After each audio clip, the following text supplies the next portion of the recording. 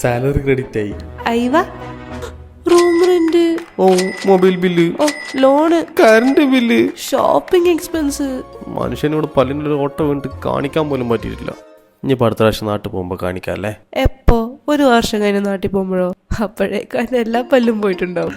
പിന്നെ എന്താ ചെയ്യാ? ഒരു വഴിയുണ്ട്, നമുക്ക് ഡോക്ടർ ജെയ്സിനെ പോയി കണ്ടാലോ? ഡോക്ടർ ജെയ്സോ? ആ നമ്മളന്ന് വീഡിയോ ചെയ്തേ, അതിന് ഓഫർ ഉണ്ടോ? ആ, നാട്ടിലത്തെ സെയിം റേറ്റിന് പെയിൻ ഫ്രീ ആയിട്ട് ഫ്രീ കൺസൾട്ടേഷനോടെ എല്ലാ വെള്ളിയാഴ്ചയും ഡോക്ടർ ട്രീറ്റ്മെന്റ് ചെയ്യുന്നുണ്ട്.